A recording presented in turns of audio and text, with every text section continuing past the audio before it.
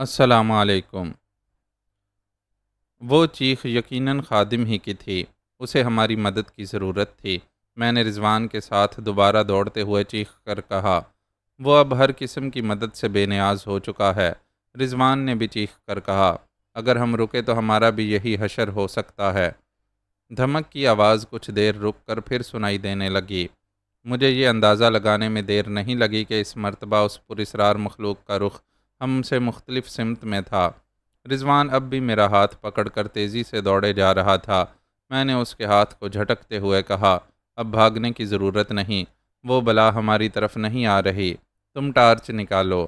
غالباً رضوان بھی اب محسوس کر چکا تھا کہ تبت کی وہ پراسرار مخلوق مخالف سمت میں تھی۔ وہ پراسرار روایتی مخلوق جسے برفانی آدمی یا سنو مین کا نام بھی دیا گیا ہے، اب ہر لمحے ہم سے دور ہوتی جا رہی تھی۔ شاید یہی محسوس کر کے رضوان نے ٹارچ روشن کر دی۔ ٹارچ چھوٹی سی تھی، اس لیے اس کی روشنی بھی کم تھی۔ ہم نے کم روشنی کے باوجود درسگاہ کے خادم کی تلاش شروع کر دی۔ کچھ دور چل کر ہی وہ ہمیں نظر آ گیا۔ رضوان نے ٹھیک ہی کہا تھا، اب وہ خادم ہر ضرورت سے بے نیاز ہو چکا تھا۔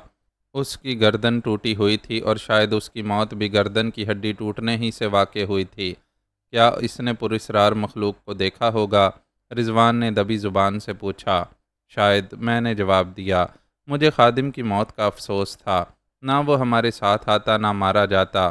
میں نے دھیمے لہجے میں رضوان سے کہا، اسے دفن کرنا ہوگا۔ رضوان نے کوئی اعتراض نہیں کیا۔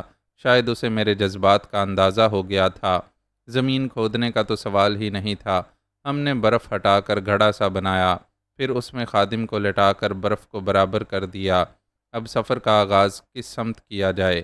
رضوان اٹھتے ہوئے بولا، اس پراسرار مخلوق کی آمد سے قبل ہم جس سمت چل رہے تھے، مجھے اس کا کچھ اندازہ ہے۔ میں نے ایک طرف دیکھتے ہوئے کہا، تو پھر چلیے۔ رضوان نے میرا ہاتھ تھام لیا۔ کبھی نہ کبھی، کہیں نہ کہیں، کوئی نہ کوئی تو راہ مل ہی جائے گی۔ اس کی آواز میں شوخی تھی۔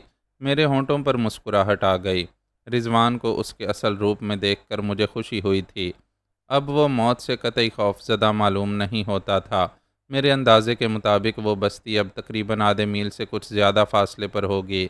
بس سمت کا صحیح ہونا شرط ہے۔ گویا راہ بھٹک جانے کے امکانات قوی ہیں۔ رضوان بولا، خیر اس میں بھی کیا مذائقہ ہے۔ اگر راہ بھٹکتے ہوئے ملک عدم بھی پہنچ گئے تو کوئی افسوس نہیں ہوگا۔ دل کو یہ تسلی تو ہوگی کہ کسی کا ہاتھ ہاتھ میں تھا۔ لیکن فی الحال میرا ایسا ارادہ نہیں، سمجھے؟ میں نے اس کی طرف گھورتے ہوئے کہا، اگر کبھی ایسی نوبت آئی بھی تو کوئی نازک سا حسین ہاتھ میرے ہاتھ میں ہوگا، جو ظاہر ہے کہ تمہارا بے ڈول ہاتھ نہیں ہو سکتا۔ رضوان چپ ہو گیا۔ ہم ایک دوسرے کا ہاتھ تھامے احتیاط سے قدم اٹھا رہے تھے، کیونکہ وہ پہاڑی علاقہ تھا اور ہم کسی کھڈ میں بھی گر سکتے تھے۔ اس کے علاوہ برف میں بھی دھنس جانے کے امکانات تھے۔ ہم اپنی موت کے خطرے اور وقت سے بے نیاز ہو کر چلتے رہے۔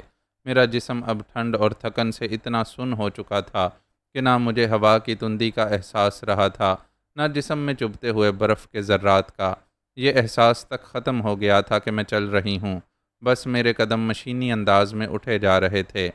ہاں، مجھے یہ خیال ضرور تھا کہ رضوان کی کیفیت بھی مجھ سے مختلف نہیں ہے۔ نہ جانے کب ہوا کا زور ٹوٹا اور کب فضا سے طوفانی کیفیت ختم ہوئی۔ مجھے بس اچانک ہی احساس ہوا تھا کہ فضا میں اڑتے ہوئے برف کے ذرات اب نہیں رہے تھے۔ تند ہوا کا پر اسرار شور اب معدوم ہو چکا تھا اور اب ہر طرف ہر شے پر موت کا سا سکوت طاری تھا۔ ارد گرد پھیلی ہوئی سفیدی کا احساس رات کی تاریکی میں مل کر کچھ عجیب سا تاثر دے رہا تھا، جسے محسوس تو کیا جا سکتا تھا لیکن لفظوں میں بیان کرنا ممکن نہیں تھا۔ ہم شاید واقعی راستہ بھول گئے ہیں، رضوان نے اچانک کہا۔ میں جیسے کسی خواب سے بیدار ہو گئی۔ میں نے گھڑی دیکھی اور وقت کا حساب لگایا۔ ہمیں اب تک لازماً بستی کے قریب پہنچ جانا چاہیے تھا۔ موت اور زندگی کا درمیانی فاصلہ کافی گھٹ چکا تھا۔ اب مجھے ایک بار پھر اپنے جسم میں غیر معمولی گرمی کا احساس ہو رہا تھا اور اسی کے ساتھ جسم میں خارش بھی بڑھ گئی تھی۔ یہ زہر ہی کا اثر ہو سکتا تھا جو شاید وقت گزرنے کے ساتھ ساتھ جسم میں سرایت کرتا جا رہا تھا۔ رضوان، تمہیں کچھ محسوس تو نہیں ہو رہا؟ میں نے مبہم سا سوال کیا۔ میں اسے اپنی کیفیت نہیں بتانا چاہتی تھی۔ ہاں، اس نے جواب دیا، جسم میں آگ سی لگ رہی ہے، لیکن بہرحال ہمیں چلتے رہنا چاہیے۔ اس نے اپنے ہاتھ میں تھامی ہوئی ٹارچ کے دائرے کو ادھر ادھر حرکت دی، پھر نہ جانے کیسے ٹارچ کا رخ میرے چہرے کی طرف ہو گیا۔ ٹارچ کی روشنی براہ راست آنکھوں پر پڑی تو میں نے آنکھیں بند کر لیں۔ کیا کر رہے ہو؟ میں نے جھنجھلا کر کہا اور رک گئی۔ رضوان نے روشنی کا دائرہ میرے چہرے سے ہٹا لیا اور میں نے آنکھیں کھول دی۔ رضوان نے ٹارچ میرے ہاتھ میں دے دی اور بولا، ذرا اس کی روشنی میرے چہرے پر ڈالیے۔ وہ میرے مقابل کھڑا ہو گیا۔ مجھے اس کی بات عجیب سی لگی، مگر میں نے اس کے کہنے پر عمل کیا۔ مجھے احساس تھا کہ وہ اس وقت کوئی شرارت نہیں کر سکتا۔ میں نے ٹارچ کی روشنی میں اس کا چہرہ دیکھا اور چونک پڑی۔ برف کے اثر سے حلیہ بگڑ ہی جانا چاہیے تھا۔ اس کے چہرے کی کھال کئی جگہ سے پھٹ گئی تھی۔ ناک کا اگلا حصہ برف کی طرح سفید ہو رہا تھا، جو یقیناً سن تھا۔ ہمیں جلد از جلد کسی ایسی جگہ پہنچ جانا چاہیے تھا جہاں ہمارے جسموں کو گرمی مل سکے، لیکن یہ سب تو برفانی طوفان کا اثر تھا۔ رضوان نے یہ سب کچھ میرے چہرے پر بھی دیکھا ہوگا، مگر میرے چونک اٹھنے کا سبب کچھ اور ہی تھا۔ مجھے رضوان کے چہرے پر بے شمار چھوٹے چھوٹے دانے نظر آئے تھے، اور یہ دانے یقیناً میرے چہرے پر بھی تھے، ورنہ رضوان تصدیق کے لیے مجھ سے اپنے چہرے پر روشنی ڈالنے کے لیے نہ کہتا۔ اس کا چہرہ ان زرد رنگ کے دانوں سے بھرا ہوا تھا جس سے چہرہ تقریباً بگڑ ہی گیا تھا۔ اس کا چہرہ ان دانوں کی وجہ سے بہت خوفناک لگ رہا تھا۔ کیا خود میرا چہرہ بھی اتنا ہی بھیانک ہو چکا ہے؟ میں نے سوچا، اگر یہ دانے چیچک کی طرح مستقل نشان چھوڑ گئے تو کیا ہوگا؟ یہ بھی اسی زہر کا اثر ہے۔ میں نے اپنے جذبات پر قابو پاتے ہوئے کہا، خیر جو ہوگا دیکھا جائے گا، چلو۔ میں نے اپنی آواز میں کھنک پیدا کی۔ ہم ایک بار پھر چل دیے، لیکن اب ہماری رفتار میں پہلے جیسی تیزی نہیں رہی تھی۔ مجھے یوں محسوس ہو رہا تھا جیسے یہ سفر شاید کبھی ختم نہ ہوگا، اور یوں ہی چلتے چلتے ہم زندگی کی سرحدوں کو عبور کر جائیں گے۔ اب قدم اٹھاتے ہوئے بے حد تکلیف محسوس ہو رہی تھی۔ رضوان بولا، مگر اس کی آواز میں ہلکی سی لرزش بھی نہیں تھی۔ وہ کہہ رہا تھا، بانو، کہیں یہ بھی زہر کا اثر تو نہیں؟ نہیں، میں نے بڑے اعتماد سے جواب دیا، کیونکہ میں اپنی اور رضوان کی ہمت قائم رکھنا چاہتی تھی، ورنہ مجھے بھی اپنے جسم میں اکڑن کا احساس ہو رہا تھا۔ اسی وقت مجھے دور کہیں روشنی سی نظر آئی، جو مجھے پہلی بار فریب نظر معلوم ہوئی۔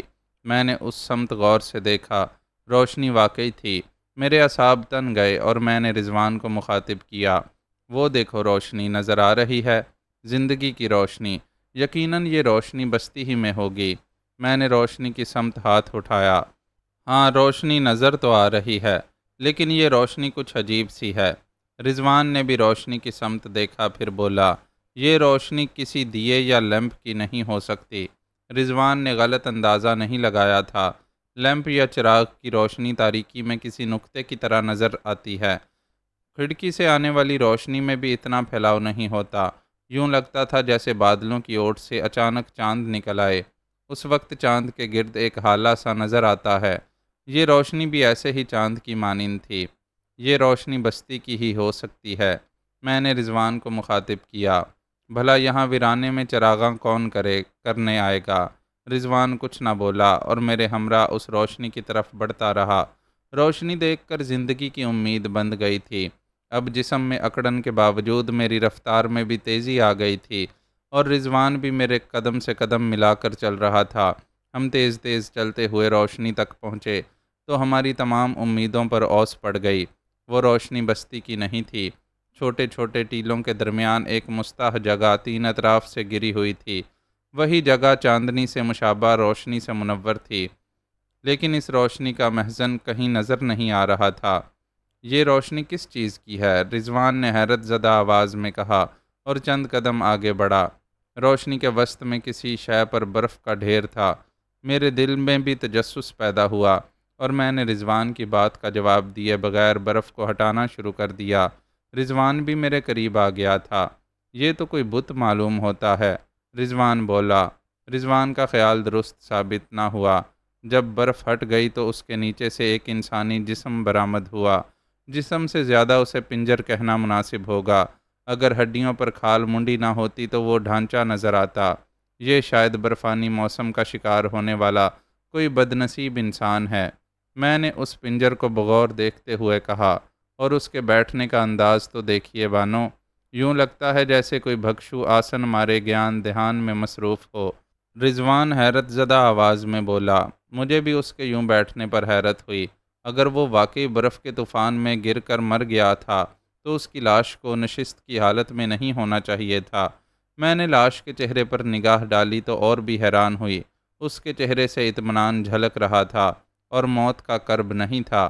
یوں لگتا تھا جیسے وہ گہری نیند میں ہو اور اس نے آنکھیں بند کر لی ہوں، اور پھر میرے دیکھتے ہی دیکھتے اس کے پپوٹوں میں حرکت ہوئی اور بڑی بڑی روشن آنکھیں پوری طرح کھل گئیں۔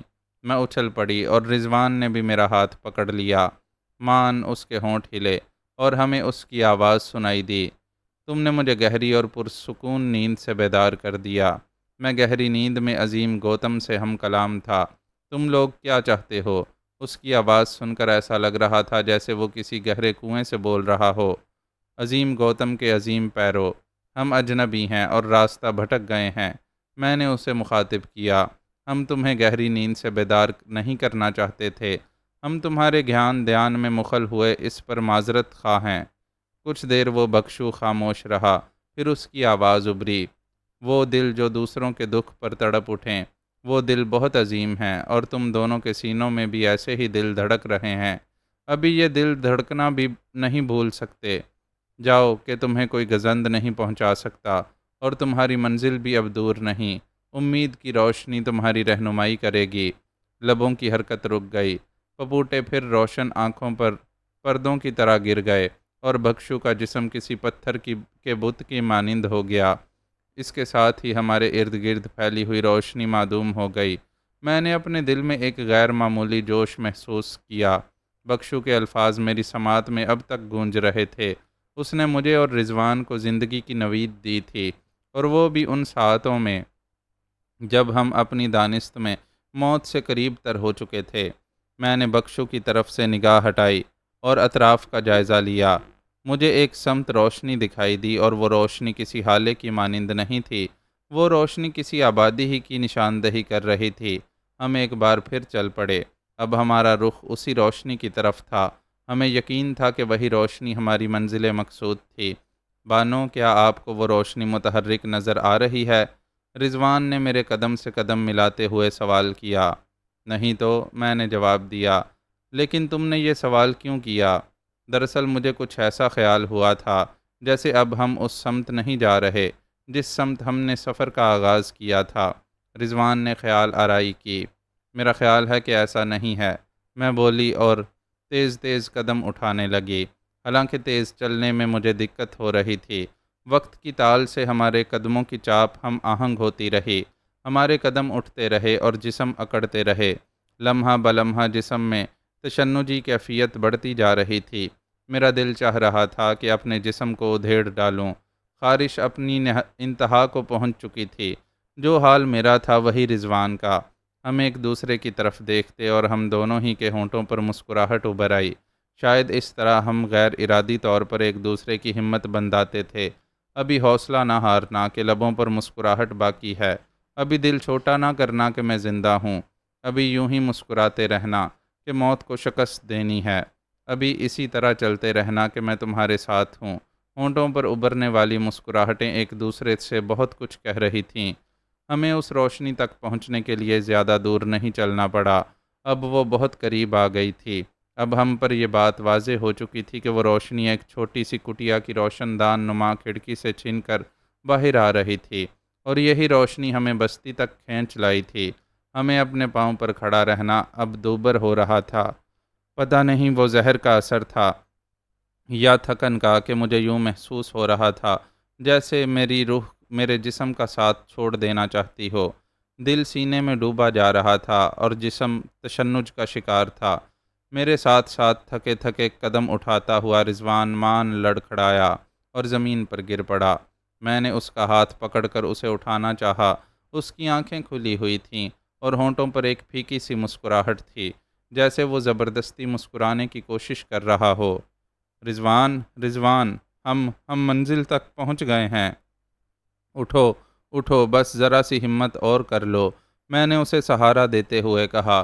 رضوان نے اٹھنے کے لیے جدوجہد کی۔ خود میرا جسم اکڑا جا رہا تھا، مگر میں رضوان کو زمین سے اٹھانے کے لیے پوری طاقت صرف کر رہی تھی۔ آخر کار وہ اٹھ کھڑا ہوا۔ بانو، آپ میری خاطر اپنا وقت برباد نہ کریں۔ آپ آپ بستی میں جا کر چنزی کو تلاش کریں اور اس سے زہر کا تریاک حاصل کر لیں۔ مجھے یہیں چھوڑ جائیں۔ اگر میں گھسٹتا ہوا بستی تک پہنچ سکا تو ٹھیک، ورنہ… رضوان نے اپنا جملہ ادھورا چھوڑ دیا۔ نہیں، ایسا ہرگز نہیں ہو سکتا، میں نے سخت لہجے میں کہا۔ کیا تم مجھے اتنا ہی خود غرض سمجھتے ہو؟ اور کیا تم نے اس بخشو کے الفاظ بھلا دیے؟ مجھے وہ الفاظ یاد ہیں بانو، اس نے کہا تھا کہ ہمیں کوئی گزند نہیں پہنچ سکتا، مگر اب میں یہ چاہتا تھا کہ میری وجہ سے آپ کی رفتار سست نہ پڑے۔ کم سے کم آپ تو بانو تریاک حاصل کر لیں۔ رضوان کے لہجے میں جذباتی شدت تھی۔ فضول باتوں میں وقت ضائع نہ کرو، چلو۔ یہ کہتے ہوئے میں نے اس کا ہاتھ تھام لیا۔ رضوان نے بمشکل قدم اٹھایا اور پھر قدم قدم میرا ساتھ دینے لگا۔ یہ حقیقت تھی کہ اس کی وجہ سے میری رفتار میں کمی آ گئی تھی، لیکن ظاہر ہے کہ میں اسے پیچھے چھوڑ کر آگے نہیں بڑھ سکتی تھی۔ ہم تقریباً گھسٹتے ہوئے بستی میں داخل ہوئے اور ہم نے بمشکل اس بستی کا ایک سرسری سا جائزہ لیا۔ چند چھوٹی چھوٹی سی کٹیاؤں کے درمیان پتھر سے بنی ہوئی عمارت نظر آ رہی تھی۔ ہم عمارت کے سامنے ایک کٹیا کے سائے میں کھڑے ہوئے تھے۔ یہی عمارت ہماری منزل ہو سکتی ہے، میں نے رضوان سے سرگوشی کی۔ رضوان ابھی کچھ نہ کہہ پایا تھا کہ ایک آہٹ سی سنائی دی۔ وہ آہٹ ہمارے عقب سے ابھری تھی۔ رضوان تیزی سے اس آہٹ کی طرف موڑا، مگر اسے یہ تیزی مہنگی پڑی۔ وہ اپنے جسم کا توازن برقرار نہ رکھ سکا اور لہرا کر زمین پر گر پڑا۔ چند قدم کے فاصلے پر کوئی ٹھٹک کر رک گیا۔ رضوان نے زمین پر پڑے ہی پڑے شاید ٹارچ نکالی۔ میں اس وقت چونکی جب ٹارچ کا روشن دائرہ نوارد پر پڑا۔ وہ ایک نوجوان پستہ قد اور زرد رو لڑکی تھی۔ چہرے کے نقوش سے وہ چینی دکھائی دیتی تھی۔ میں یقین سے کہہ سکتی تھی کہ وہ چیئرمین ماؤ کے چین کی ایک فرد تھی۔ میں نے اس لڑکی کے گلے میں سرخ جلد والی ایک کتاب لٹکتی ہوئی دیکھ لی تھی۔ چیئرمین ماؤ کی سرخ کتاب کے علاوہ لڑکی کے دائیں شانے سے ایک پیٹی میں بندھی ہوئی رائفل لٹک رہی تھی، جس کا رخ اس نے تیزی سے ہماری طرف کر لیا تھا۔ اس کی انگلی رائفل کی لبلبی پر تھی اور وہ کسی بھی لمحے ہم پر فائر کر سکتی تھی۔ دوست، میں نے لڑکی کی طرف دیکھتے ہوئے چینی زبان میں کہا، پھر اس کی طرف بڑھنے کے لیے قدم اٹھایا۔ جسمانی تشنج کے سبب میں قدم اٹھاتے ہی لڑکھڑا گئی۔ میں نے کوشش کر کے سنبھلنا چاہا مگر ناکام رہی۔ رضوان قریب ہی زمین پر پڑا تھا۔ میں اس پر ڈھیر ہو گئی۔ مجھے خود پر ڈھیر ہوتے دیکھ کر رضوان کے جسم نے کوئی حرکت نہیں کی۔ شاید وہ حرکت کرنے کے قابل ہی نہیں رہا تھا۔ خود مجھے یوں لگ رہا تھا جیسے میرے جسم میں جان ہی نہ ہو۔ مان لڑکی جھکی اور اس نے رضوان کے ہاتھ سے ٹارچ لے لی۔ رضوان کوئی مزاحمت نہ کر سکا۔ دوسرے ہی لمحے ٹارچ کی روشنی میرے چہرے پر پڑی اور اسی کے ساتھ لڑکی کے منہ سے حیرت زدہ سی چیخ نکلی۔ یقیناً اس نے میرے چہرے پر ابھرے ہوئے دانوں کو دیکھ لیا ہوگا۔ مدد، میں نے بمشکل کہا۔ مجھے اپنے پپوٹے بھاری محسوس ہو رہے تھے۔ میرا جسم نڈھال ہو رہا تھا اور آنکھیں خود بخود بند ہوتی جا رہی تھیں۔ میں نے آنکھیں کھلی رکھنے کے لیے آخری لمحے تک جدوجہد کی، مگر کامیاب نہ ہو سکی۔ میری آنکھیں بند ہو گئیں اور ذہن پر ایک غبار سا چھاتا چلا گیا اور پھر میں جیسے کسی اور ہی دنیا میں پہنچ گئی۔ وہ دنیا میرے لیے نئی نہیں تھی، خوشگوار، سکون بخش اور مہکتی ہوئی دنیا۔ میں جیسے نرم نرم روئی کے گالوں پر دراز تھی اور کوئی میرے سرہانے کھڑا ہوا آہستہ آہستہ میرا سر دبا رہا تھا اور آنکھیں بند کیے گنگنا رہی تھی میں۔ میرے ارد گرد رنگوں کی برسات تھی۔ پھر یوں ہوا کہ کسی نرم و نازک ہاتھ نے صاف شفاف کٹاؤ دار شیشے کے جام میں انگوروں کی مہک سے بھرپور شیمپین کی طرح نکھرا نکھرا شراب کا جام میرے ہونٹوں سے لگا دیا۔ مجھ سے وہ جام پینے کی درخواست ہوئی اور میں نے ہونٹ کھول دیے۔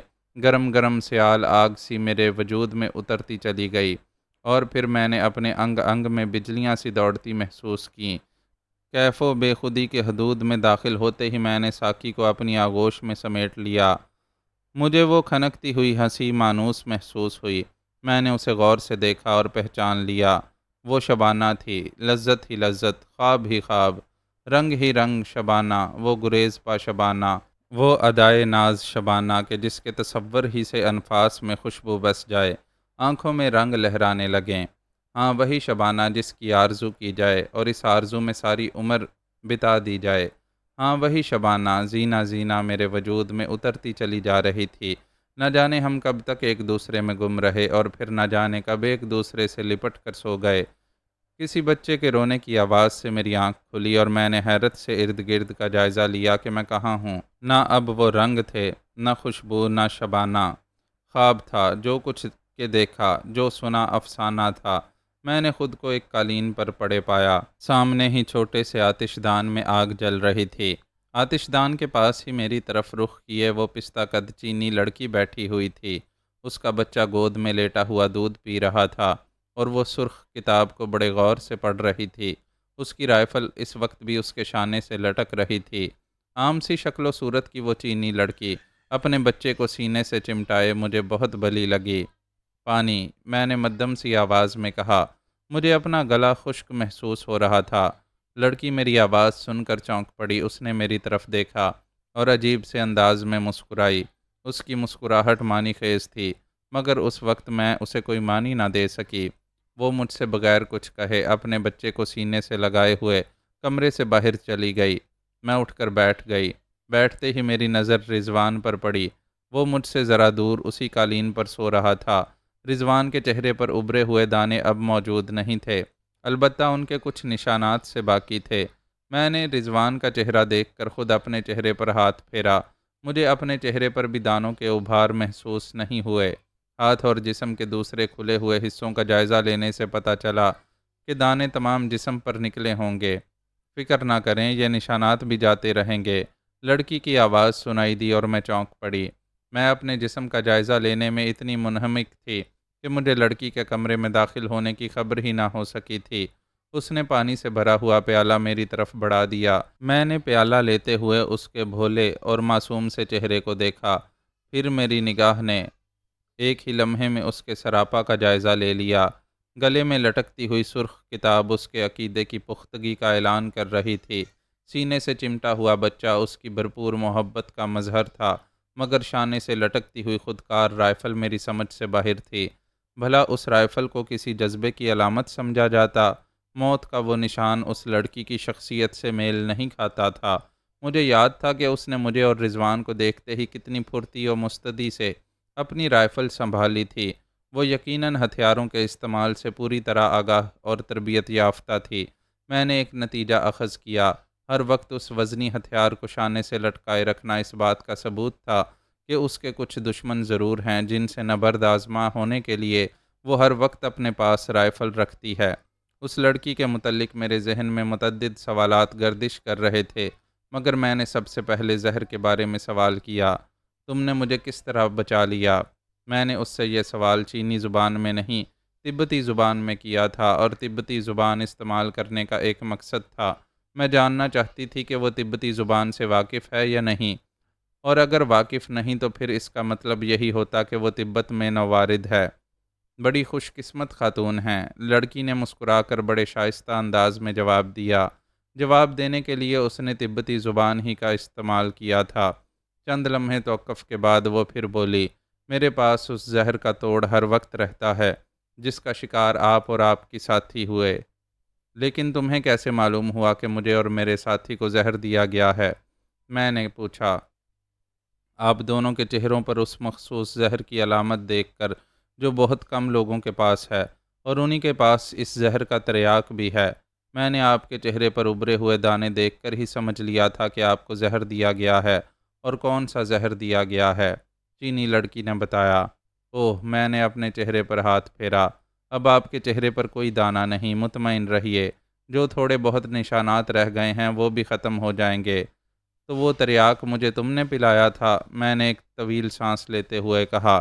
جی ہاں، آپ اس وقت ہوش اور بے ہوشی کی ملی جلی کیفیت میں تھیں، لڑکی نے جواب دیا۔ میں لڑکی کا جواب سن کر سناٹے میں آ گئی۔ تو میں نے جسے خواب سمجھا تھا وہ حقیقت تھی، اور اس خواب و حقیقت میں صرف اتنا فرق تھا جتنا شبانہ اور اس چینی لڑکی میں۔ میں نے سوچا کہ یادیں بھی کتنی ظالم ہوتی ہیں، کسی کا چہرہ کسی کے بدن میں جوڑ دیتی ہیں۔ یہ سب کچھ یاد آنے پر میں اس لڑکی کی معنی خیز مسکراہٹ کا مطلب بھی سمجھ گئی۔ گویا وہ لڑکی بھی موموں کے صف میں آ کھڑی ہوئی تھی۔ چاہے نادانستگی میں ہی صحیح، مگر اب وہ بھی ان لڑکیوں میں شامل ہو گئی تھی جن کے جسم میرے لیے راز نہیں تھے۔ میں نے کچھ دیر چپ رہ کر اسے پھر مخاطب کیا، یہ بتاؤ کہ تمہارے پاس ہر وقت اس زہر کا تریاق کیوں رہتا ہے؟ کیا تم اپنے کسی دشمن کی طرف سے خوفزدہ ہو کہ وہ کبھی دھوکہ دے کر تمہیں یہ زہر کھلا دے گا؟ نہیں، میں نے یہ تریاق اپنے لیے نہیں رکھا، بلکہ اسے اپنے دشمن کے لیے محفوظ کیا ہے۔ یہ کہتے ہوئے لڑکی کی آواز میں ہلکی سی لرزش آ گئی تھی۔ مجھے اس کی آنکھوں میں نمی کا احساس ہوا۔ اس لڑکی نے بڑی عجیب اور ناقابل فہم بات کہی تھی۔ دشمن کے لیے تو زہر رکھا جاتا ہے، پھر وہ تریاق کیوں لیے پھر رہی تھی؟ میں نے سوچا اور میرا ذہن الجھ گیا۔ پھر میری سوچ نے الفاظ کا روپ دھار لیا۔ میں بولی، تریاق دشمنوں کے لیے نہیں، دوستوں کے لیے رکھا جاتا ہے۔ کہیں تم دوست کی بجائے دشمن کا لفظ تو استعمال نہیں کر گئیں؟ نہیں، وہ شخص میرا دوست ہرگز نہیں، وہ میرا دشمن ہے، لڑکی نے جواب دیا۔ میری الجھن میں اضافہ ہو گیا۔ میں نے الجھے ہوئے سے لہجے میں اس سے وضاحت چاہی۔ تمہیں شاید اندازہ نہیں ہو رہا کہ تم کتنی عجیب بات کہہ رہی ہو۔ اگر حقیقت یہی ہے جو تم نے بتائی ہے تو میں وضاحت چاہوں گی کہ دشمن کے لیے تریاق رکھنے کا مطلب کیا ہے۔ یہ ایک لمبی داستان ہے جو میں پھر کبھی سناؤں گی۔ وہ ٹھنڈا سانس لے کر بولی، فی الحال صرف اتنا سمجھ لیں کہ میرا اور آپ کا دشمن ایک ہے۔ یہ اندازہ میں نے بہت سوچ سمجھ کر لگایا ہے۔ مجھے علم ہے کہ وہ تبت آیا ہوا ہے اور شاید تبت میں اس کے سوا کسی کے پاس وہ زہر نہیں جس کا شکار آپ ہوئی تھیں۔ چینزی، میرے منہ سے بے اختیار نکلا، کیا تم اسی کا ذکر کر رہی ہو؟ ہاں چینزی، لڑکی نے یہ کہتے ہوئے دانت پیسے، پھر جوشیلے انداز میں بولی، میں نے اس کی تلاش میں در در کی ٹھوکریں کھائی ہیں اور اب بالآخر میں نے اسے ڈھونڈ لیا ہے۔ اگر آپ کی زندگی بچانا مقصود نہ ہوتا تو شاید اب تک میں اس کے پاس پہنچ چکی ہوتی، اس کی قضا بن کر۔ آپ شاید اندازہ نہ لگا سکیں کہ جتنے عرصے آپ کو ہوش نہیں آیا مجھ پر کیا گزری، میں نے کیسے صبر کیا، کیسے اپنے دل کو سمجھایا کہ بحیثیت انسان مجھ پر آپ دونوں کی زندگی بچانا فرض ہے۔ میں نے اپنا فرض انجام دیا کیونکہ آپ دونوں کو میری فوری توجہ کی ضرورت تھی۔ لڑکی نے جذبات سے پر لہجے میں اپنی بات ختم کی۔ میں تمہاری شکر گزار ہوں، میں نے متاثر لہجے میں کہا۔ اگر تم ہمیں نہ ملی ہوتی تو نہ جانے ہم پر کیا گزرتی، شاید ہم ختم ہو جاتے۔ کبھی کبھی اتفاقات زندگی بچا لیتے ہیں۔ یہ اتفاق ہی تو ہے کہ تم سے ملاقات ہو گئی۔ یہ محض آپ کا خیال ہے کہ میری اور آپ کی ملاقات اتفاق سے ہو گئی، ایسا نہیں ہے بانو صاحبہ۔ میں اس لڑکی سے اپنا نام سن کر حیران رہ گئی۔ وہ مجھ سے واقف تھی، مگر کس طرح؟ لڑکی نے مجھے حیرت زدہ دیکھا تو اس کے ہونٹوں پر مسکراہٹ آ گئی۔ پھر وہ میرے کچھ کہنے سے پہلے ہی بول اٹھی، آپ سے میری ملاقات اسی دن طے ہو گئی تھی جس دن میں نے سرخ چین کے محکمہ جاسوسی کا ایک خط پڑھا تھا۔ اس خط میں چنزی کو واضح احکامات دیے گئے تھے کہ وہ آپ کو قتل کر دے۔ میں نے آپ کے بارے میں معلومات حاصل کی تو اندازہ ہوا کہ آپ بڑے دل گردے کی خاتون ہیں۔ میں نے اسی دن ارادہ کر لیا تھا کہ آپ سے ضرور ملوں گی۔ مجھے یقین تھا کہ جہاں آپ ہوں گی وہیں چنزی بھی ہوگا تاکہ وہ آپ پر حملہ آور ہو سکے۔ میں آپ کو چنزی کے ارادوں سے آگاہ کرنا چاہتی تھی اور اسی کے ساتھ مجھے یہ امید بھی تھی کہ آپ کے توسط سے میں چنزی تک بھی پہنچ جاؤں گی، اور میں تمہیں ملی بھی تو کس حال میں؟ میں اس کے خاموش ہوتے ہی بولی، ہاں مجھے آپ سے ملنے میں تھوڑی دیر ہو گئی۔ اس نے کہا، میں کل صبح لہاسا پہنچی تھی۔ مجھے وہاں آپ کے بارے میں معلوم ہوا کہ آپ چک پوری گئی ہوئی ہیں۔ میں چک پوری کی درسگاہ پہنچی اور بڑے لاما سے ملی۔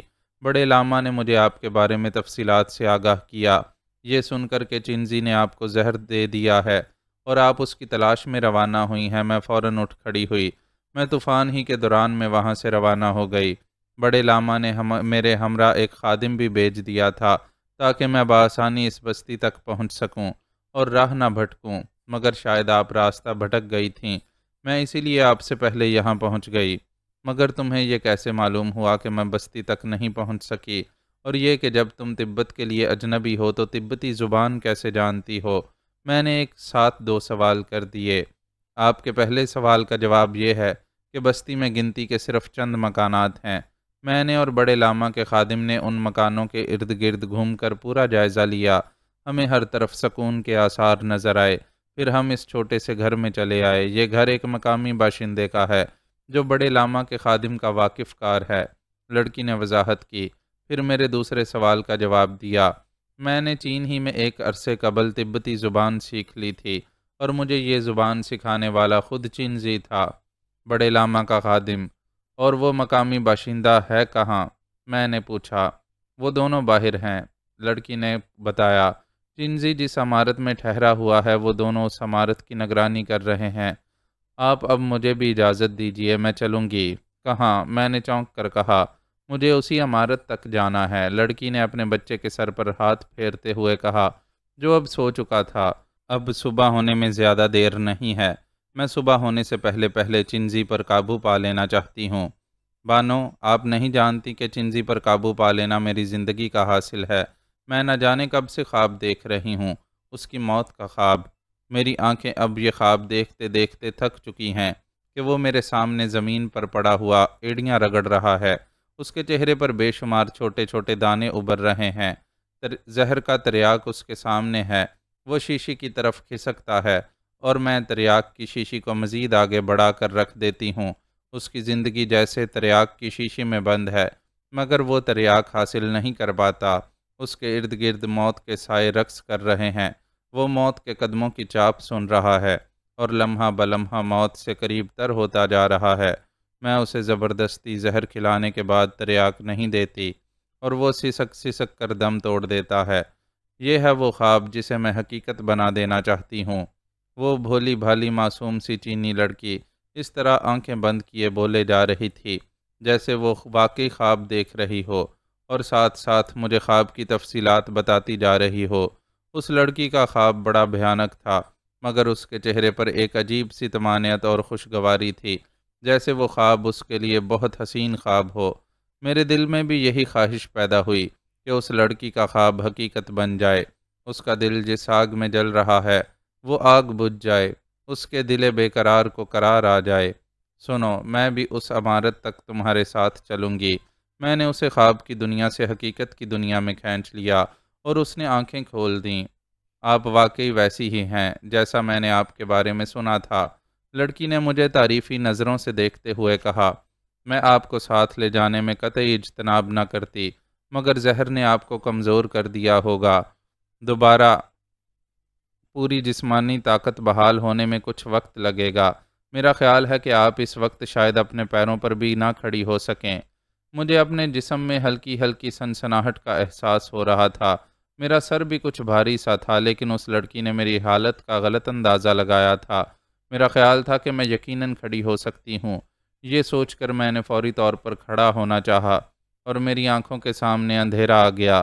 میں دوبارہ بیٹھ گئی۔ وہ چینی لڑکی یقیناً اس زہر کے اثرات سے پوری طرح واقف تھی۔ صرف چند گھنٹوں تک آپ یہ کمزوری محسوس کریں گی، لڑکی بولی۔ پھر مجھے مشورہ دیا، ابھی کچھ دیر میں آپ کی حالت مزید سنبھل جائے گی اور آپ چل پھر سکیں گی۔ جب آپ چلنے پھرنے لگیں تو دودھ پی کر تھوڑی دیر مزید آرام کر لیں، اس طرح آپ کی توانائی جلدی بحال ہوگی۔ دودھ باورچی خانے میں موجود ہے، آپ وہاں سے لے لیں۔ میں خود آپ کو دودھ گرم کر کے پلا جاتی، مگر مجھے خطرہ ہے کہ کہیں چینزی ہمیشہ کی طرح اس بار بھی جل نہ دے جائے۔ یہ میرے لیے ایک سنہری موقع ہے جسے میں کھونا نہیں چاہتی۔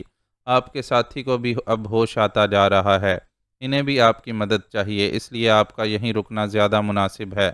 میرا خیال ہے کہ تم چند گھنٹے مزید صبر کر لو تو بہتر ہے، میں نے اس کے خاموش ہوتے ہی کہا۔ چینزی سے میرا واسطہ بھی پڑ چکا ہے، وہ سانپ کی طرح تیز اور زہریلا ہے۔ مجھے خطرہ ہے کہ کہیں وہ تمہیں کوئی نقصان پہنچا کر فرار نہ ہو جائے۔ یہ مجھے بھی معلوم ہے کہ اس پر قابو پانا مشکل ہے، لیکن میں یہ بھی جانتی ہوں کہ یہ ناممکن کام بھی نہیں۔ لڑکی کی آواز میں عزم تھا۔ یہ کہہ کر وہ اٹھ کھڑی ہوئی۔ میں اس کی گود میں سوتے ہوئے بچے کو دیکھ کر دنگ رہ گئی۔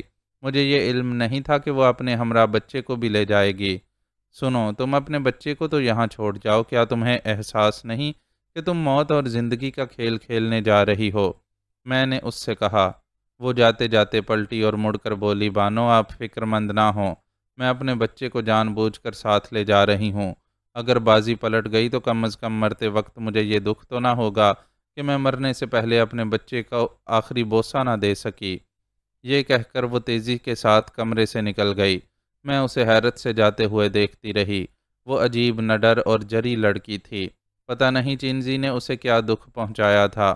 یقیناً کوئی ایسی ہی بات ہو گئی جس کے سبب وہ لڑکی ہزاروں میل کا سفر طے کر کے چینزی کو ختم کرنے آئی تھی۔ وہ اپنے بچے کو سینے سے لگائے، ہاتھ میں رائفل لیے ہوئے اور اپنے گلے میں چیئرمین ماؤ کی سرخ کتاب لٹکائے ہوئے کتنی دور نکل آئی تھی۔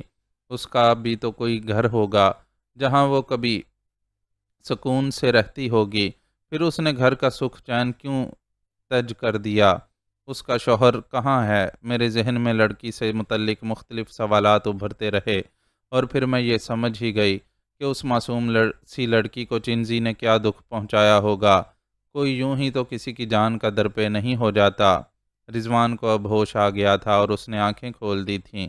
وہ حیرت سے میری طرف دیکھ رہا تھا، جیسے اسے اپنی آنکھوں پر یقین نہ ہو، یا شاید اس کا ذہن اب بھی پوری طرح بیدار نہیں ہوا تھا اور وہ مجھے پہچاننے کی کوشش کر رہا تھا۔ میں اس کے سرہانے جا کر بیٹھ گئی اور اس کے پوری طرح بیدار ہونے کا انتظار کرنے لگی۔ بانو، ہم کہاں ہیں؟ کچھ دیر بعد رضوان نے مجھے پکارا۔ جہاں بھی ہیں بخیریت ہیں، میں نے مسکرا کر جواب دیا، پھر میں اسے تمام تفصیلات سے آگاہ کرنے لگی۔ رضوان نے تمام بات سن کر اطمینان کا لمبا سانس لیا، پھر بولا، تو گویا ہم ابھی تک جسد خاکی ہی میں ہیں۔ میں تو سمجھا تھا کہ ہم پر لوگ سدھار گئے ہیں، شاید ابھی ہماری تخلیق کا مقصد پورا نہیں ہوا۔ میں خوش دلی کے ساتھ بولی، ظاہر ہے۔ رضوان چہک اٹھا، ابھی تو مجھے اور آپ کو خود اپنی تخلیقات کے نمونے دنیا کے سامنے پیش کرنے ہیں۔ ہر سال کے نئے کیلنڈر کی ابتدا انہی نمونوں سے تو ہوگی، اور پھر ہم ان نمونوں کے بڑے پیارے پیارے نام رکھیں گے۔ کسی کا نام تاراج تو کوئی ماہ مہین، کوئی کلن تو کوئی بدن۔ بس زیادہ لہر میں نہ آؤ، نمونے برا مان جائیں گے۔ میں اس کی زندہ دلی پر ہنس پڑی۔ کچھ وقت یوں ہی خوش گپیوں میں گزرا، پھر مجھے دودھ پینے کا خیال آیا۔ میں کمرے سے نکل کر اس گھر کے صحن میں پہنچی۔ بائیں جانب ہی باورچی خانہ تھا۔ مجھے وہاں ایک برتن میں دودھ مل گیا۔ میں 2 گلاسوں میں دودھ بھر کے کمرے میں لوٹ آئی۔ میں نے دودھ گرم کرنا ضروری نہیں سمجھا تھا۔ میں نے اور رضوان نے دودھ پیا، پھر لیٹ گئے۔ گزرتے لمحوں کے ساتھ ساتھ ہماری توانائی بحال ہوتی جا رہی تھی۔ میرا ذہن اب پوری طرح بیدار ہو چکا تھا اور میں اس گھر سے باہر نکلنے کے بارے میں سوچ رہی تھی۔ اسی وقت تبت کی وہ چھوٹی سی بستی بارود کے دھماکوں سے گونج اٹھی۔ یہ گولیاں چلنے کے دھماکے تھے جن کی آواز کہیں قریب سے ہی آ رہی تھی۔ یہ گولیاں چلنے کی آوازیں تھیں۔ رضوان چونک کر بولا، ہاں، میں نے کہا، میں باہر جا کر دیکھتی ہوں، تم یہیں ٹھہرو۔ میرے لہجے میں تشویش تھی، کیونکہ میں اس چینی لڑکی کی طرف سے متفکر ہو گئی تھی۔ میں دوبارہ کھڑی ہوئی تو میرا سر چکرایا، مگر آنکھوں کے سامنے اندھیرا نہیں آیا۔ اس وقت بھی چکر آیا تھا جب میں باورچی خانے سے دودھ لینے گئی تھی، لیکن چند لمحے بعد ہی میری حالت اعتدال پر آ گئی تھی۔ یہی سوچ کر میں کچھ دیر کھڑی رہی اور پھر میں نے خود کو چاق و چوبند محسوس کیا۔ رضوان بھی میرے ساتھ چلنے کے لیے اٹھا تھا، حالانکہ میں نے اسے منع کیا تھا۔ نتیجہ یہ ہوا کہ وہ میرے ساتھ زیادہ دیر کھڑا نہ رہ سکا اور اسے مجبوراً بیٹھ جانا پڑا۔ یہ سر کیوں چکرا رہا ہے؟ وہ بیٹھتے ہی بڑبڑایا، کیا زہر کے اثرات اب بھی باقی ہیں؟ نہیں، یہ عارضی کیفیت ہے جو ختم ہو جائے گی۔ میں نے اسے بتایا، کچھ دیر آرام کر لو، تم ٹھیک ہو جاؤ گے۔ میں ذرا اپنی محسن کو دیکھاؤں کہ وہ کس حال میں ہے۔ یہ کہہ کر میں کمرے کے دروازے کی جانب بڑھ گئی۔ رضوان نے دوبارہ میرے ساتھ جانے کے لیے ضد نہیں کی تھی۔ باہر نکل کر میں نے خود کو اس چھوٹی سی بستی کے کنارے پر پایا۔ پتھر سے بنی ہوئی وہ بڑی سی عمارت مجھے بستی کے مرکز میں واقع نظر آئی۔ وہ عمارت دھندلکے میں بھی اپنی بلندی کے سبب دوسرے چھوٹے چھوٹے مکانوں کے سایوں سے الگ دکھائی دے رہی تھی۔ اس عمارت کے کٹاؤ دیکھ کر یہ اندازہ لگانا دشوار نہیں تھا کہ وہ بڑے بڑے پتھروں کو جوڑ کر بنائی گئی ہے، جیسی کہ تبت کی اکثر عمارتیں ہوتی ہیں۔ صبح کا دھندلکا پھیلنے لگا تھا، لیکن اس کے باوجود تھوڑے فاصلے کی چیزیں بھی واضح طور پر نظر آ رہی تھیں۔ ہر چیز ایک سائے کی طرح دکھائی دے رہی تھی۔ پھر اسی دھندلکے میں مجھے 2-3 سائے حرکت کرتے نظر آئے۔ ان کا رخ پتھر کی عمارت ہی کی جانب تھا۔ میں بھی اسی عمارت کی طرف بڑھنے لگی۔ وہ سائے اپنے انداز رفتار سے مجھے تبتی لگے۔ تبتی باشندوں کی حرکات میں ٹھہراؤ ہوتا ہے۔ وہ ہر کام کو بہت آہستہ آہستہ کرنے کے عادی ہوتے ہیں، جیسے سخت کاہل ہوں۔ غالباً یہی سبب تھا کہ بستی کے باشندوں نے گولی چلنے کی آوازیں سن کر فوری رد عمل ظاہر نہیں کیا تھا۔ گولیاں چلنے سے یقیناً ان کے دل میں تجسس پیدا ہوا ہوگا، مگر انہیں حقیقت حال جاننے کی زیادہ جلدی معلوم نہیں ہوتی تھی۔ غالباً اسی لیے میں نے انہیں بھاگتے ہوئے نہیں دیکھا۔ وہ بڑے اطمینان سے اس عمارت کی طرف بڑھ رہے تھے، لیکن میں اس عمارت کی طرف دوڑ لگا رہی تھی۔ دوڑتے ہوئے ایک بار پھر میں نے کمزوری محسوس کی تھی۔ مجھے اپنا جسم ٹوٹتا ہوا محسوس ہوا تھا، مگر میں دوڑتی ہی رہی تھی۔ مجھے یقین سا تھا کہ میری وہ چینی لڑکی کسی نہ کسی مصیبت میں گرفتار ہو چکی ہے۔ میرے دل میں ایک امید موہوم یہ بھی تھی کہ شاید میں بروقت پہنچ کر اس کی کچھ مدد کر سکوں۔ میں ایک چھوٹے سے کٹیا نما مکان کے قریب سے گزرتی ہوئی ایک طرف مڑی تو کسی سے ٹکرا گئی اور ہم دونوں ہی زمین پر گر پڑے۔ ٹکرانے والا مجھے چینی زبان میں گالیاں دیتا ہوا زمین سے اٹھا تو میرے اعصاب ایک دم تن گئے۔ دھندلی روشنی میں قریب ہونے کے سبب میں اسے صاف دیکھ سکتی تھی۔ وہ شخص پستہ قد تھا اور چینی خد و خال کا مالک تھا۔ وہ شخص تبتیوں کا روایتی لباس پہنے ہوئے تھا۔ چنزی، میں نے اس کے مقابل کھڑے ہوتے ہی کہا۔ تم سبیہہ بانو، چنزی پھنکارا۔ تم ابھی تک زندہ ہو؟ ہاں، میں زندہ ہوں چنزی، اور اس وقت تک ضرور زندہ رہوں گی جب تک تمہیں ٹھکانے نہ لگا دوں، میں نے نفرت و حقارت سے کہا۔ تم اب تک میرا سامنا کرنے سے ڈرتے رہے ہو، لیکن اب تم نہیں بھاگ سکو گے۔ مجھے بھاگنے کی کیا ضرورت ہے؟ ایسے مواقع روز روز کب ملتے ہیں؟ چنزی کے لہجے میں کامیابی کی کھنک تھی۔ مجھے گولیاں چلنے کے دھماکے یاد آئے۔ چنزی کے پاس یقیناً کوئی ہتھیار رہا ہوگا جو کسی بھی لمحے اس کے ہاتھ میں نظر آ سکتا تھا۔ خطرے کا احساس ہوتے ہی میرے جسم میں بجلی سی کوند گئی۔ دوسرے ہی لمحے میں نے تڑپ کر جست لگائی اور پوری تیزی سے چنزی پر حملہ آور ہوئی۔ چنزی کا ایک ہاتھ اس کی جیب میں تھا اور میں نے اسی ہاتھ کو نشانہ بنا کر حملہ کیا تھا۔ عام حالات میں میری فلائنگ کک دشمن کے ہاتھ کی ہڈی توڑ دیتی تھی، مگر اس وقت شاید میری جسمانی قوت نصف سے بھی کم رہی ہو، کیونکہ میری سماعت سے چنزی کی کرہ نہیں ٹکرائی، بلکہ میں نے اس کی جلاہٹ آمیز آواز میں سڑی ہوئی چینی گالیاں سنیں۔ میں دوبارہ کھڑی ہوئی تو میں نے چنزی کو زمین کی طرف جھکتے ہوئے دیکھا۔ اس کی حرکت کا مطلب فوراً ہی میری سمجھ میں آ گیا۔ میری ضرب نشانے پر پڑی تھی۔ ضرب اتنی شدید نہیں تھی کہ چنزی کا ہاتھ بیکار ہو جاتا، لیکن اس ضرب سے یہ ہوا کہ وہ جو ہتھیار اپنی جیب سے نکال رہا تھا وہ جھٹکے سے زمین پر جا رہا تھا۔ چنزی اسی ہتھیار کو برف کے ڈھیر سے اٹھانے کے لیے جھکا تھا، مگر یہ اس کی حماقت ہی تھی۔ اگر وہ ہتھیار کا خیال چھوڑ کر مجھ سے الجھ پڑتا تو شاید میں اپنی جسمانی کمزوری کے سبب اس کا مقابلہ نہ کر سکتی۔ بہت ممکن تھا کہ اس صورت میں چنزی مجھ پر چھا جاتا۔ اس نے زمین پر پڑا ہوا ہتھیار اٹھانے کی کوشش میں خود کو میرے دوسرے حملے کا نشانہ بننے کا موقع فراہم کر دیا۔ میں بھلا اس سنہری موقع سے فائدہ کیوں نہ اٹھاتی؟ میں دوسری بار اپنی جگہ سے اچھلی اور پہلے کی طرح اس پر حملہ کیا۔ اس مرتبہ میری کک میں اتنا زور ضرور تھا کہ چنزی ضرب کھا کر دوسری طرف الٹ گیا، اور اسی کے ساتھ اس کے منہ سے کرہ بلند ہوئی، جس کا مطلب یہ تھا کہ میری ضرب بھرپور اور کامیاب رہی ہے۔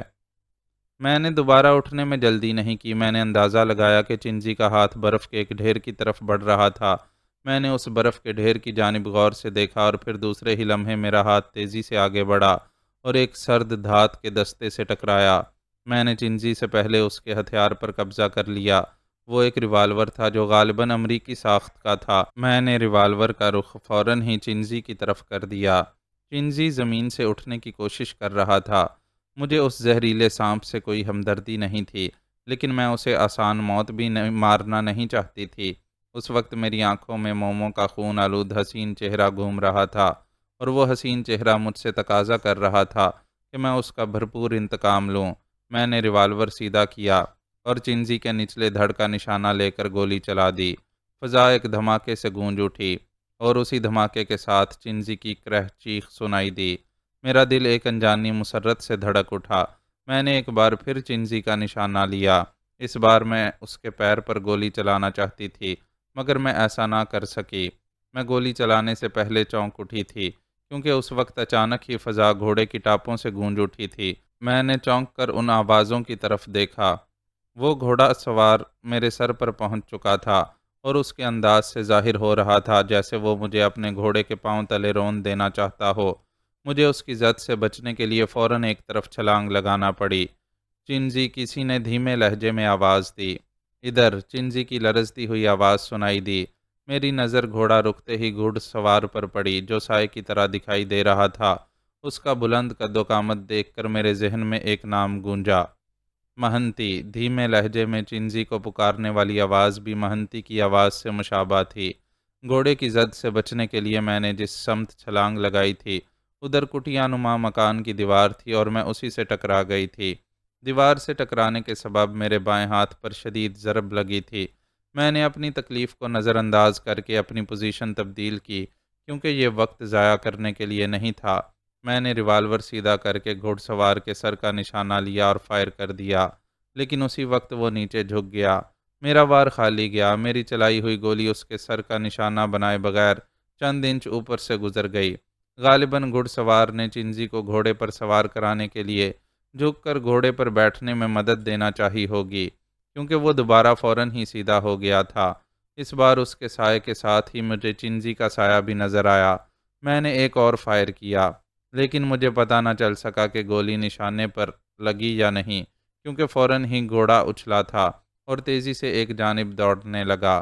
گھوڑے کا رخ بستی سے باہر جانے والے راستے کی طرف تھا۔ میں نے ایک اور فائر کرنے کے لیے نشانہ لیا مگر فائر کرنے کی نوبت نہیں آئی، کیونکہ اسی وقت کوئی میرا نام لے کر پکارا اور میں اس کی طرف متوجہ ہو گئی۔ میں اس کی طرف مڑی۔ میں نے دیکھا کہ میرے قریب ہی ایک تبتی کھڑا تھا جو اپنے لباس سے چکپوری کی درسگاہ کا کوئی خادم دکھائی دے رہا تھا۔ کیا بات ہے؟ میں نے دھڑکتے دل کے ساتھ سوال کیا۔ مجھے ایک بار پھر اس چینی لڑکی کا خیال آ گیا تھا۔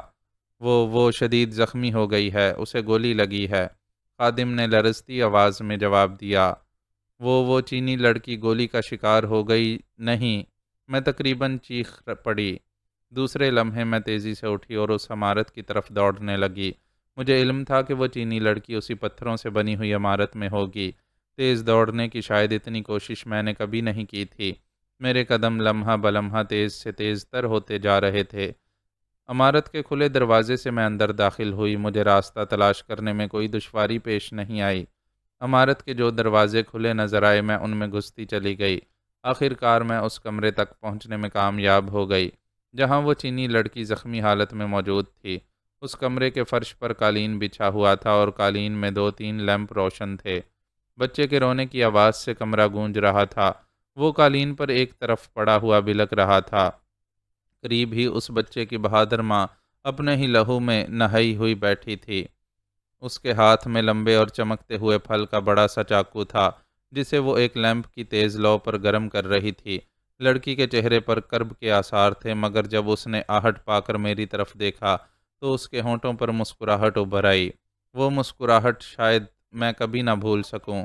اس چہرے پر بکھرے ہوئے کرب کے آثار اور پتلے پتلے نازک سے ہونٹوں پر بھرپور مسکراہٹ سے جس کیفیت کا اظہار ہو رہا تھا وہ میں محسوس کر سکتی تھی مگر بیان نہیں کر سکتی تھی۔ میرا سانس دوڑنے کے سبب پھولا ہوا تھا۔ میں قالین پر بیٹھ گئی اور اس عجیب لڑکی کو دیکھنے لگی جو شاید اپنے جسم کے کسی حصے میں پیوست ہونے والی گولی خود اپنے ہاتھوں سے نکالنا چاہتی تھی۔ لیمپ کی تیز لو پر چاقو کا پھل گرم کرنے کا اور کیا مقصد ہو سکتا تھا؟ اسے زندہ پا کر مجھے یقیناً مسرت ہوئی تھی۔ میں نے جسمانی کمزوری کے باوجود چنجی سے مقابلہ کیا تھا مگر اب ہیجانی لمحے گزر جانے کے بعد مجھے ایک بار پھر انتہائی کمزوری کا احساس ہو رہا تھا۔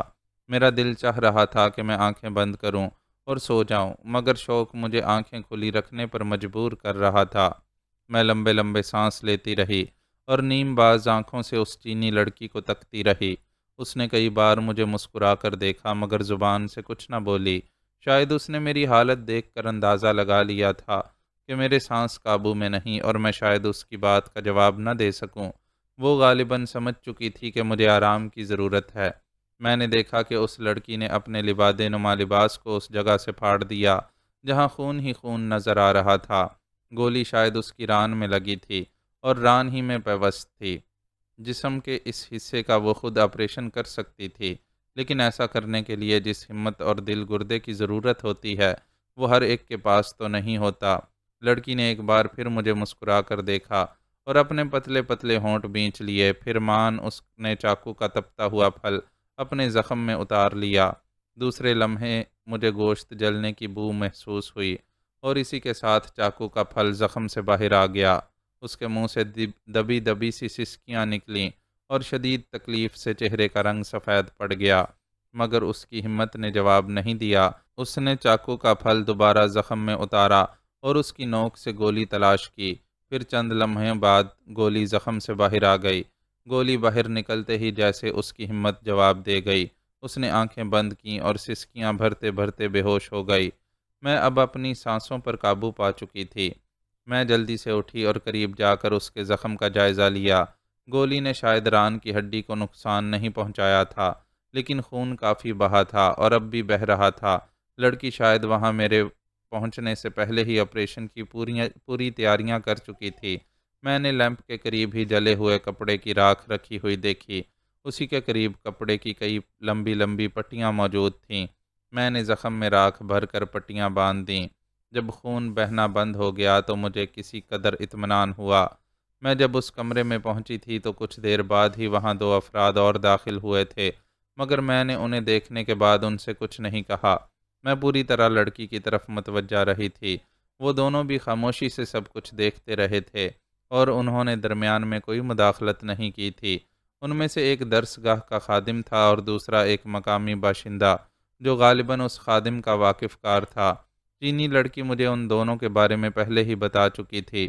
وہ دونوں اب دبی دبی زبان میں ایک دوسرے سے بے تکلفی کے ساتھ گفتگو کر رہے تھے، اور موضوع گفتگو چینی لڑکی ہی تھی۔ وہ اس کی بہادری کے تذکرے کر رہے تھے۔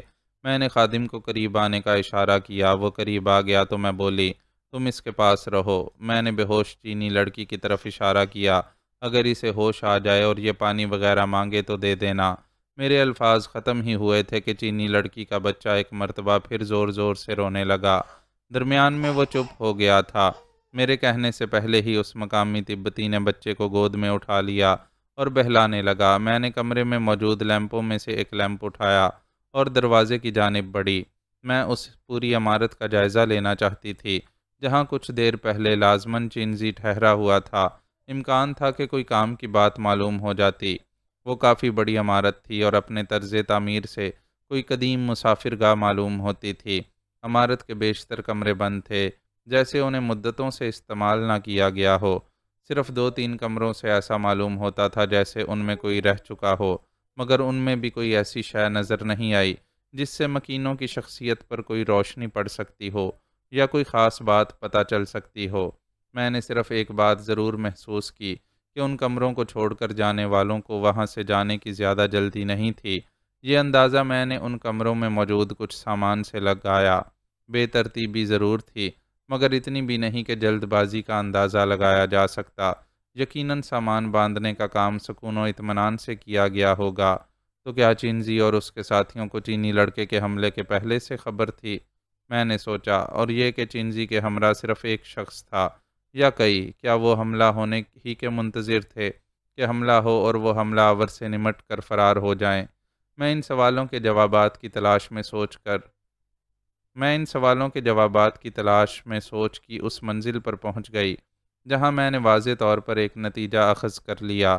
چینزی یا اس کے ساتھی کسی طور بھی چینی لڑکی کے حملے سے باخبر نہیں ہو سکتے تھے۔ وہ ایک دن قبل ہی تو لہٰذا پہنچی تھی اور اس کے وہاں پہنچنے کی اطلاع غالباً کسی کو نہیں تھی۔ پھر اس کے بارے میں چینزی کا باخبر ہو جانا ممکن نہیں تھا کہ وہ لہٰذا اور چکپوری کو چھوڑ کر چینزی کی تلاش میں اس بستی تک پہنچ جائے گی۔ میں اس عمارت کے آخری کمرے کا جائزہ لے کر لوٹ رہی تھی کہ اچانک میری نظر کمرے کے ایک کونے میں پڑے ہوئے جوتے پر پڑی اور میں چونک پڑی۔ میں نے کونے میں پہنچ کر وہ جوتا اٹھا لیا اور اسے غور سے دیکھا۔ وہ تبتیوں کے بھونڈے جوتوں سے مختلف تھا اور اس جوتے کو میں پہلے بھی دیکھ چکی تھی، اس جوتے کو بھی اور اسے پہننے والی کو بھی۔ ہاں، میں نے وہ جوتا سارا کے سڈول پاؤں میں دیکھا تھا۔ وہ جوتا سارا ہی کا تھا جو اس نے ایک بار پوتالا مٹھ میں بھی میرے سامنے پہنا تھا، اور شاید یہی جوتا پہن کر وہ چکپوری بھی آئی تھی۔ یہ گویا میرے شبہے کی تصدیق تھی کہ سارا اور مومو پر حملہ کرنے میں چینزی کا ہاتھ تھا، اور یہ کہ سارا چینزی ہی کے قبضے میں تھی۔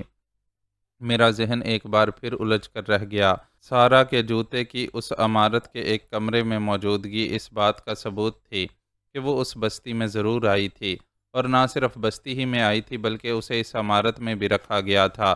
اگر ایسا ہی تھا جیسا میں سوچ رہی تھی تو میرے سامنے دوسرا سوال تشنا جواب تھا۔ تو پھر سارا کہاں گئی؟ چنجی تو اپنے ایک ساتھی کے ساتھ خود میرے سامنے فرار ہوا تھا۔ کیا سارا کو اس سے پہلے ہی وہاں سے فرار کرا دیا گیا تھا؟ اگر یہی بات تھی تو سارا کس کے ساتھ بھیجی گئی تھی؟ میرے ذہن میں سوال در سوال ابھرتے رہے۔ میں نے جلدی جلدی بند کمروں کا ایک بار پھر جائزہ لیا کہ شاید سارا ان میں سے کسی کمرے میں موجود ہو۔ پہلی بار میں نے کمروں کو باہر ہی سے کنڈی چڑھے دیکھ کر چھوڑ دیا تھا۔ ان کمروں کو کھولنے سے پتہ چلا کہ وہ واقعی طویل عرصے سے بند پڑے تھے۔ میں واپس بڑے کمرے میں پہنچی تو چینی لڑکی کو ہوش آ چکا تھا۔ وہ ایک تکیے کے سہارے نیم دراز اپنے بچے کو دودھ پلا رہی تھی۔ میں نے عمارت کے کمروں کا جائزہ لینے میں خاصا وقت صرف کیا تھا۔ اس دوران میں درسگاہ کے خادم اور اس کے ساتھی نے ایک آدمی کو پکڑ لیا تھا۔ وہ میری غیر موجودگی میں ہی اس عمارت کے اندر داخل ہوا تھا اور دھر لیا گیا تھا۔ خادم کا ساتھی اس آدمی سے واقف تھا۔ وہ عمارت اسی آدمی کی ملکیت تھی۔ میں نے اسے غور سے دیکھا۔ وہ ایک پستہ قد زرد رو تبتی تھا۔ عام تبتیوں کی طرح اس کی آنکھیں بھی میلی میلی اور خوابیدہ سی تھیں اور وہ صورت سے ہی کاہل دکھائی دیتا تھا۔ تم نے اس لڑکی کو زخمی کیا ہے؟ میں نے چینی لڑکی کی طرف انگلی اٹھا کر دھمکی آمیز لہجے میں کہا۔ میں نے تبتی زبان ہی استعمال کی تھی۔ نہیں، میں نے کچھ نہیں کیا، وہ خوفزدہ سی آواز میں بولا۔ میں قطعی بے قصور ہوں۔ یہ کیسے ہو سکتا ہے؟ میں پھر سخت لہجے میں بولی۔ تم اور تمہارے ساتھیوں نے اسے گولی چلا کر قتل کرنا چاہا تھا۔ تمہارے ساتھی تو خیر فرار ہو چکے ہیں۔ اب تمہیں ان کے حصے کی سزا بھی بھگتنا پڑے گی۔ وہ ہرگز میرے ساتھی نہیں تھے، عمارت کا مالک جلدی سے بولا۔ میرا اگر کوئی قصور ہے تو صرف یہ کہ میں نے ایک معقول معاوضے پر انہیں یہاں کچھ دن ٹھہرنے کی اجازت دے دی تھی۔ انہوں نے معاوضے کے طور پر مجھے بہت ساری چائے اور خشک میوہ دیا تھا۔ اس کے لہجے ہی سے پتہ چل رہا تھا کہ وہ جھوٹ نہیں بول رہا۔ وہ یقیناً چنجی کا ساتھی نہیں تھا۔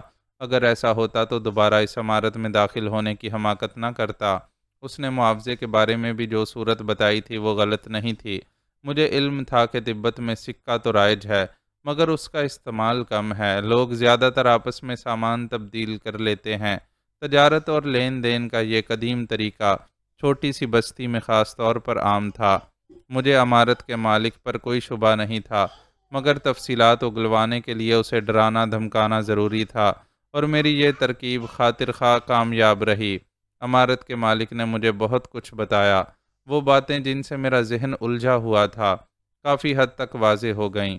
چنجی کے علاوہ اس عمارت میں جو افراد ٹھہرے ہوئے تھے ان سب کا تعلق کھمبا قبیلے سے تھا اور وہ کئی دن سے وہاں تھے۔ انہوں نے پوری عمارت کی بجائے صرف چند کمرے کرائے پر حاصل کیے تھے۔ مومو پر حملہ کر کے چنجی نے سارا کو اپنے ساتھیوں کے ہمراہ اسی عمارت میں بھیجا تھا۔ وہ لوگ صرف چند گھنٹے قبل ہی چنجی کے ایما پر سارا کو اپنے ہمراہ لے کر وہاں سے کسی نامعلوم منزل کی طرف روانہ ہوئے تھے۔ ان کے درمیان ہونے والی گفتگو سے عمارت کے مالک نے جو اندازہ لگایا تھا وہ کسی حد تک چامڈیو کی طرف اشارہ تھا۔ چنجی اپنے دو ساتھیوں کے ہمراہ عمارت ہی میں رک گیا تھا۔ چنجی کے ان دو ساتھیوں میں سے ایک رات گئے طوفان کے دوران میں وہاں پہنچا تھا۔ سارا دوسرے لوگوں کے ساتھ طوفان سے قبل ہی روانہ کر دی گئی تھی۔ طوفان کے دوران میں پہنچنے والے ساتھی کے آتے ہی چنجی نے بھی وہ عمارت چھوڑنے کا فیصلہ کر لیا۔ نوارد کہیں سے گھوڑے لینے چلا گیا تھا۔ پھر وہ گولیاں چلنے کی آواز سن کر ہی اپنے کمرے سے باہر نکلا تھا۔ عمارت کے مالک سے مزید سوالات کر کے مجھے پتہ چلا کہ چنجی کے ساتھ رک جانے والا کھمبا کسی معزز خاندان کا فرد معلوم ہوتا تھا۔ اس نے جو حلیہ بیان کیا وہ بڑی حد تک مہنتی سے ملتا جلتا تھا، لیکن عمارت کے مالک نے جو عجیب بات بتائی وہ یہ تھی کہ چنجی کا وہ ساتھی باقی لوگوں سے الگ رہتا تھا۔ وہ اپنے کمرے سے بہت کم نکلتا تھا۔ وہ پہلی بار بھی چنجی کے ساتھیوں کے ہمراہ نہیں آیا تھا۔ جب وہ سارا کو لائے تھے وہ بعد میں وہاں پہنچا تھا۔ مجھے یقین سا ہو گیا کہ چنجی کا وہ کھمبا ساتھی مہنتی کے سوا کوئی اور نہیں تھا۔ شاید اسے ڈر ہوگا کہ کہیں سارا اسے پہچان نہ لے۔ چنجی کے دوسرے ساتھیوں کے سامنے نہ آنے کا مطلب اور کیا ہو سکتا تھا؟ اگر وہ دوسرے ساتھیوں سے ملتا تو سارا ان کے ذہن پڑھ کر اس کے بارے میں سب کچھ جان سکتی تھی۔ اگر وہ واقعی محنتی ہی تھا تو اس کا کردار میرے لیے ناقابل فہم سا تھا۔ آخر وہ کیا کرتا پھر رہا تھا اور کیا چاہتا تھا؟ اور پھر یہ کہ اگر وہ چینی حکومت کے خلاف کوئی سازش کر رہا تھا تو پھر سارا اس کے ذہن کو پڑھ کر اس کے بارے میں کوئی واضح بات کیوں نہیں بتا سکتی تھی؟ کیا وہ خود بھی کسی غیر معمولی وصف کا حامل تھا؟ میں سوچتی رہی۔ سارا جیسی غیر معمولی شخصیت رکھنے والی لڑکی سے اپنے باطن کو چھپا لے جانے والا کوئی معمولی انسان تو نہیں ہو سکتا تھا۔ اگر یہ فرض بھی کر لیا جاتا کہ مہنتی واقعی غیر معمولی صلاحیتوں کا مالک تھا تو پھر سارا کے ساتھ اس کا رویہ کیا معنی رکھتا تھا؟ اگر سارا اسے اپنی سازش میں ایک رکاوٹ نظر آ رہی تھی تو وہ بآسانی سارا کو راستے سے ہٹا سکتا تھا۔ اگر ایسا نہیں تھا اور وہ سارا کو اپنا حلیف بنانا چاہتا تھا تو اسے سارا سے قریب ہونا چاہیے تھا۔ سارا کو ڈاکوؤں کے ذریعے اغوا کرانے کی کوشش، پھر اس کا سارا کے سامنے آنے سے گریز، اور ان سب باتوں کا کیا مقصد تھا؟ سوالات نے ایک بار پھر میرے ذہن میں یورش سی کر دی اور میرے پاس ان سوالوں کے جواب نہیں تھے۔ میں نے ان سوالوں سے پریشان ہو کر اپنی توجہ چینی لڑکی کی طرف مبذول کر لی۔ میں اسی طرح ان سوالوں کو اپنے ذہن سے جھٹک سکتی تھی۔ اس کا بچہ سو رہا تھا اور وہ دلچسپی سے میری اور عمارت کے مالک کی باتیں سن رہی تھی۔ میں نے چنزی کے بارے میں جو کہا تھا وہ ٹھیک ثابت ہوا۔ وہ آخرکار تمہیں چوٹ دے کر نکل ہی گیا، میں نے چینی لڑکی سے کہا اور مسکرائی۔ اس پر تو میں نے قابو پا لیا تھا، چینی عورت نے جواب دیا۔ میں نے اسے رائفل کے نشانے پر رکھ لیا تھا اور وہ خوفزدہ ہو گیا تھا۔ میں اس وقت جو بھی کہتی وہ اس پر عمل کرنے پر مجبور ہو جاتا، مگر اس کا ساتھی بہت ہوشیار نکلا۔ اس کا ساتھی؟ میں حیرت سے بولی۔ میرا ذہن اس وقت مہنتی کو فراموش کر چکا تھا۔ جی ہاں، وہی جس کے بارے میں ابھی آپ پوچھ گچھ کر رہی تھیں، چینی لڑکی نے مجھے یاد دلایا۔ میں نے چنزی کو جس کمرے میں گھیر لیا تھا وہاں اس کے اور میرے علاوہ اس وقت کوئی اور نہیں تھا، لیکن اس کے باوجود میں نے پوری احتیاط برتی تھی۔ میں نے اپنی پشت کمرے کی دیوار سے لگا لی تھی اور میرا رخ کمرے کے دروازے کی جانب تھا تاکہ عقب سے مجھ پر حملہ نہ کیا جا سکے۔ اس کے علاوہ یہ کہ اگر چنزی کا کوئی ساتھی کمرے میں داخل ہو تو فوراً میری نظر میں آ جائے اور میں اس سے نمٹ سکوں۔ مان کھلے دروازے سے کوئی چیز اندر پھینکی گئی جو لڑکتی ہوئی کمرے کے ایک کونے میں چلی گئی۔ صرف چند لمحے کے لیے میری توجہ اس شے کی طرف مبذول ہو گئی اور چنزی کے ساتھی نے انہی چند لمحوں سے فائدہ اٹھا لیا۔ وہ لڑکتا ہوا کمرے میں داخل ہوا اور اس کے ساتھ ہی اس نے مجھ پر گولی چلا دی۔ میرے ہاتھ سے رائفل چھوٹ گئی اور میں بچے کو سنبھالتی ہوئی ڈھیر ہو گئی۔ اس کی چلائی ہوئی گولی میری ران میں گھس گئی تھی۔ یہ کہہ کر وہ خاموش ہو گئی۔ میں نے اسے رحم آمیز نگاہ سے دیکھا۔ کیا دنیا میں تمہارا کوئی نہیں جو تم اپنے بچے کو ہر وقت اپنے ساتھ رکھتی ہو؟ جی نہیں، قریبی عزیز کوئی نہیں ہے۔ ہاں، ہمدرد بہت ہیں، مگر میں اپنے بچے کو ان کے پاس نہیں چھوڑنا چاہتی، چینی لڑکی نے جواب دیا۔ پھر پرجوش سے لہجے میں بولی، میری نانی میری ماں کو اسی طرح سینے سے چمٹائے عظیم ماؤ زیدنگ کے ساتھ برسوں انقلاب کی جدوجہد میں شریک رہی تھی۔ وہ اپنے مقصد میں کامیاب رہی تھیں اور مجھے یقین ہے کہ میں بھی ناکام نہیں رہوں گی۔ ان کا مقصد عظیم تھا، سو انہیں عظمت ملی۔ مجھے علم ہے کہ میں کسی عظیم مقصد کے لیے جد و جہد نہیں کر رہی، لیکن بانو کیا صرف عظیم مقاصد ہی کے لیے جد و جہد کی جاتی ہے؟ کیا انسان اپنے سینے میں دہکتے الاؤ بجھانے کے لیے جد و جہد نہیں کر سکتا؟ کیوں نہیں؟ میں نے اسے دلاسا دیا۔ تم یوں کیوں نہیں سوچتی کہ ایک سانپ کو مار دینا بھی اجتماعی مفاد ہے تاکہ وہ سانپ دوسروں کو نہ ڈس سکے؟ میں نے اندازہ لگایا کہ شاید تم چنزی سے اپنے شوہر کا انتقام لینا چاہتی ہو۔ آپ کا اندازہ قطعی درست ہے بانو۔ چنزی نے میرے شوہر کو زہر دے دیا تھا۔ ممکن تھا کہ میں صرف اس بنا پر اس کا پیچھا نہ کرتی اور اپنے بچے کا خیال کر کے خاموش بیٹھ جاتی، مگر اس نے بڑی سفاکی کا مظاہرہ کیا تھا۔ میں نے قسم کھائی تھی کہ اس سے انتقام لیے بغیر چین سے نہیں بیٹھوں گی، چاہے خود تمہاری اور تمہارے بچے کی زندگی ہی خطرے میں کیوں نہ پڑ جائے۔ میں نے مسکرا کر دیکھتے ہوئے کہا، جو انجام میرا ہوگا وہ میرے بچے کا ہوگا۔ چینی لڑکی کے لہجے سے عزم کا اظہار ہو رہا تھا۔ چنزی بدی کی علامت ہے، بلکہ مجسم بدی ہے۔ اگر میں اسے ختم کرنے کی کوشش میں ہلاک بھی ہو جاؤں تو یہ نیکی ہوگی، اور اگر میں نے بدی پر فتح پا لی تو میں سمجھوں گی کہ میں نے سب کچھ پا لیا۔ میری خواہش تھی کہ وہ چینی لڑکی اپنے اور چنزی کے بارے میں مزید کچھ بتائے، مگر اب تفصیلی گفتگو کے لیے میرے پاس وقت نہیں تھا۔